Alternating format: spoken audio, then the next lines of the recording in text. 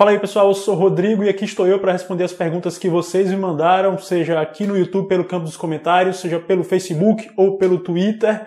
Hoje a gente tem até umas perguntas bem interessantes, vamos direto para a primeira, que é essa aí. Rodrigo, eu estou em dúvida entre o Lumia 730 e o 640 XL, qual é melhor? Eu diria que não existe exatamente um melhor nesse caso. O hardware dos dois, inclusive, é muito parecido em termos de potência. As câmeras, apesar de haver uma diferença em megapixels, também são próximas, eu diria. Claro, se você quer uma tela grande, a escolha natural vai ser o 640 XL. A do 730 é menor, o que também pode ser um ponto positivo para algumas pessoas, e leva a tecnologia AMOLED, que traz aquelas cores mais vibrantes.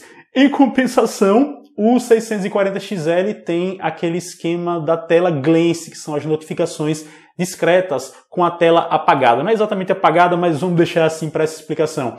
O que é muito curioso, inclusive, porque a melhor tecnologia para utilizar o glance seria a AMOLED do 730, mas ele não tem. Então vocês estão vendo que eu estou indo e vindo aqui em especificações.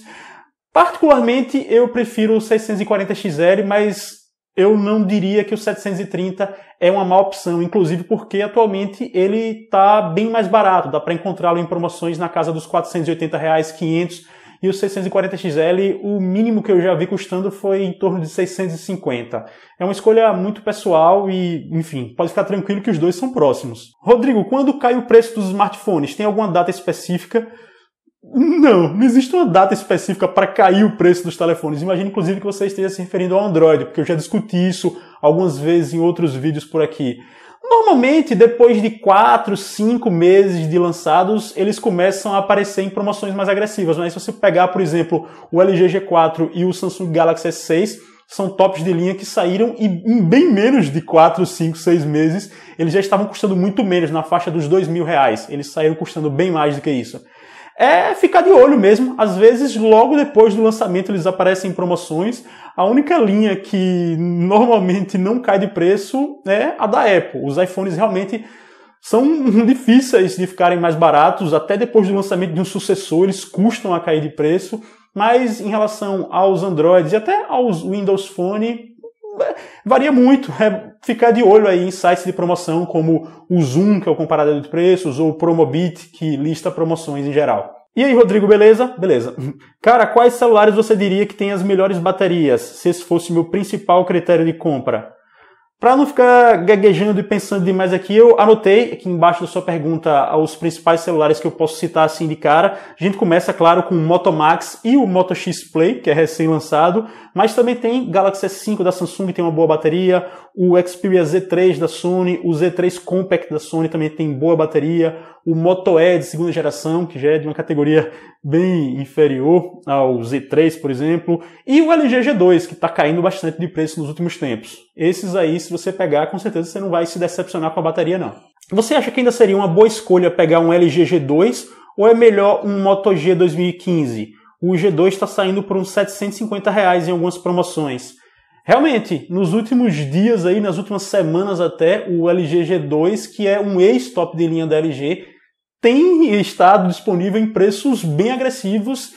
E em relação à comparação com o Moto G3, eu diria o seguinte, o G2, a gente tem que levar em consideração que ele foi lançado como um top, então ele tem a melhor tela que a LG dispunha no momento em que ele foi lançado, ele tem um chip gráfico que é muito poderoso, um processador que é muito poderoso, mais poderoso que o do Moto G.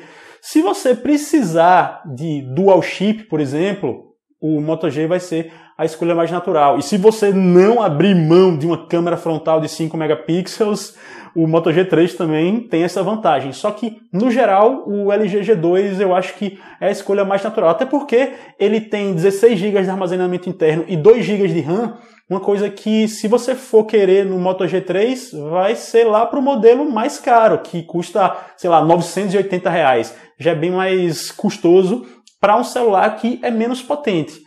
No geral, eu diria o seguinte, se você precisar do dual chip, de repente você pode pensar no Moto G. Se não, o G2. Obviamente que com o G2 você não vai ter atualizações de software também, isso é uma coisa que pode pesar muito, mas se o software do G2 for bom o suficiente no momento em que você comprá-lo, eu acho que isso já está ok. Ou se você estiver disposto a instalar custom ROMs, né, aquelas ROMs modificadas, existe uma ampla opção aí de ROMs customizadas para o G2 que de repente vão até melhorar a sua experiência de uso muito além de um software original da fabricante.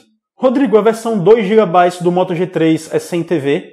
Sim, por enquanto é sem TV. Se você entrar lá em motomaker.com, que é o site de fabricação dos telefones da Motorola, você vai ver que a única versão com 2 GB é a mais cara e ela não tem televisão. Rodrigo, será que vale a pena trocar um Moto G2 por um Redmi 2? Veja, dependendo da opinião de quem for fazer a análise, um Redmi 2 vai ser melhor do que um Moto G de segunda geração. Mas eu não acho que essa seja uma diferença que justifica uma troca de um para o outro. Até porque se você for vender seu Moto G2 velho de guerra aí, você provavelmente vai perder um bom valor na transação e depois vai comprar o Redmi 2 em valor cheio. Se for parcelar vai ser R$550, se for à vista vai ser 500. Só se você estiver muito curioso para experimentar, por exemplo, a MIUI, os recursos exclusivos que o Redmi traz, mas em geral eu diria que não vale a pena trocar um pelo outro. Se você não tivesse nenhum dos dois, eu até poderia dizer, pegue o Redmi 2 que custa pouco e é interessante, mas já tendo o Moto G, acho que não. Rodrigo, o Redmi 2 é mais rápido que o Zenfone 5 ou o Moto G2? Eu diria que não. Inclusive, vamos atentar para o fato de que o Zenfone 5 tem 2 GB de RAM, que colabora muito para o desempenho do sistema como um todo. Se a gente for colocar o Moto G2 na jogada, aí é 1 GB de RAM contra 1 GB de RAM, vai ficar naquela coisa da preferência pela interface. Eu mesmo, no review do Redmi 2, disse que a MIUI é interessante porque ela tem uma experiência de uso fluida e meio que mascara certas lentidões do sistema, mas o Moto G2 tem um Android quase puro que é muito legal também. Eu diria que eles estão aí no mesmo patamar de desempenho, de rapidez, e talvez o Zenfone 5 leve 50 centavos de vantagem por causa da memória RAM a mais, que é sempre muito importante. Rodrigo, qual você pegaria hoje, Moto X Play ou Moto X 2014? Existem prós e contras em cada um dos lados. Também para deixar a resposta mais objetiva, eu coloquei aqui tópicos embaixo da sua pergunta, e eu diria que como vantagens o Moto X 2014 tem a tela AMOLED, que tem aquelas cores mais saturadas, mais bonitonas, eu acho. O tamanho, ele é menor, isso para muita gente vai ser importante. A potência, ele tem um processador que, apesar de ser quad-core contra octa-core do X-Play, ele é mais poderoso, o Snapdragon 801. E o preço, né? Apesar de não ser muito, ele está sendo vendido por preços menores do que o Moto X Play, que é um lançamento. E a gente espera que daqui a algumas semanas isso caia ainda mais. Já em relação ao X Play, que é o mais novo, primeiro, o tamanho também pode ser um ponto positivo para quem prefere telas maiores. As câmeras são bem melhores do que a do X 2014. A bateria é muito melhor do que a do Moto X 2014. E ele tem dual chip, né? Pessoalmente, se eu fosse pegar um dos dois hoje, eu pegaria o Moto X Play. Por quê? Porque ele tem dual chip e tem uma bateria muito melhor. Eu abriria mão da potência um pouco maior do Moto X 2014 para ter dual chip e bateria muito melhor. Além, claro, do fato de as câmeras serem um extra. Só que é aquela coisa, eu diria que quem pegar um Moto X 2014 não vai estar desguarnecido, porque mesmo com o lançamento da nova linha da Motorola, continua sendo um ótimo smartphone. E é isso aí, pessoal. Essas foram as perguntas de hoje. Espero que vocês tenham curtido esse vídeo. Se curtiram, cliquem aí no joinha para me ajudar a divulgá-lo. Se é a sua primeira vez aqui no canal, clique em inscrever-se, porque assim você acompanha meus próximos envios ao YouTube. Siga-me também nas redes sociais que estão aparecendo na tela nesse exato momento. E a gente se fala. Um abração. Falou!